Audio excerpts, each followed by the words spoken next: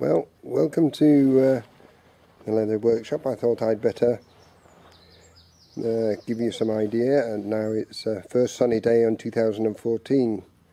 Here we go. I mean, obviously there's the workshop looking a darn sight better than it has been before we had all these storms, and also minus all the trees that we had.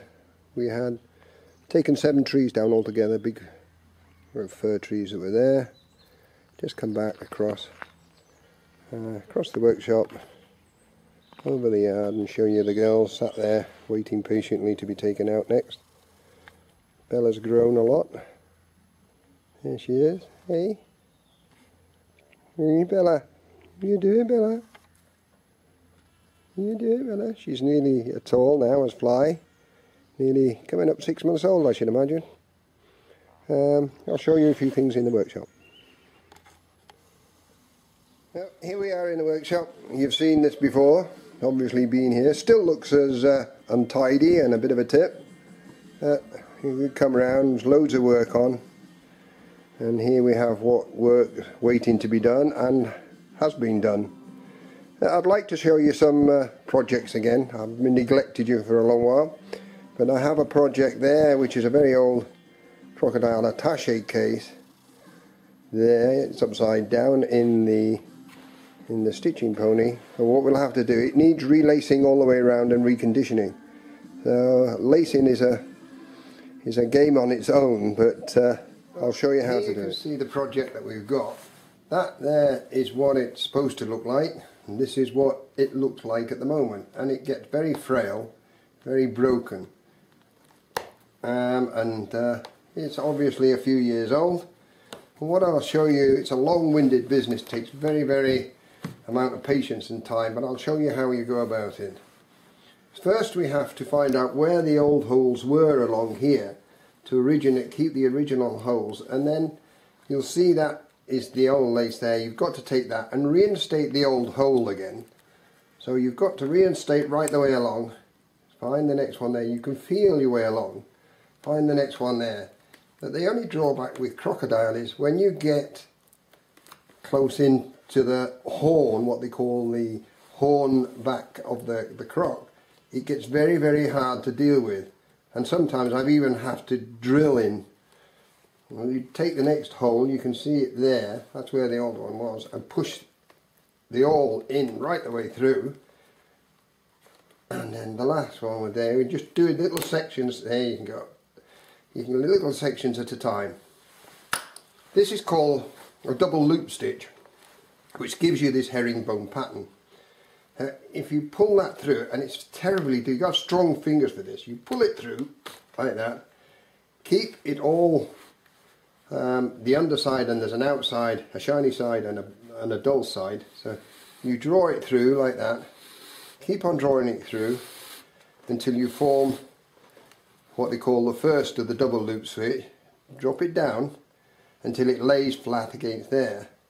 The next stitch has to come over and keep the underside round, then go between the first stitch that you put in.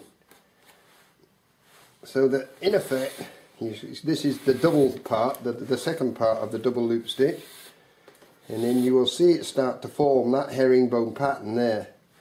And then you lay it down with your fingers and then take it round again, so the dull side, you've got to keep it the right way round all the time. You find your way in. This is the hard bit when you're going through the horn. There, you feel it through in. It's got to go, the top lace has got to go underneath, and you pull it through and then feed it over. Now that one has turned, you can see where the lacing's turned. You'll see what happens if I carried on. The lacing has actually turned over there, and then you have that fold in it. It's got to be turned back, so the inside is to the inside all the time. You drop that down, lay it flat, then back through again. This time you got in between there, you keep it above the main stitch. This is how you get the pattern. You trap that, and so the underside stays on the underside. Bring that over and there you go, you lay the pattern. It takes, to form a double loop stitch, you've got to have at least 8 or 10 times the length of lace than the length that you want to cover. E.g., if you wanted to cover an inch here, I have to have 10 inches of lace to be able to cover. It varies with the thickness of whatever you're stitching, but it's 8 to 10 times the amount of lace you need in to cover that length. So you can see it's going to take an awful long time. I tend not to do big pieces all the time in one go, because we'd be sat here for days. So I tend to pick it up and then do a stretch and then stop. So there you go. I'll show you when it's finished, and it does look a lot different than that, and it'll be good enough and secure enough for the next good 50-100 years.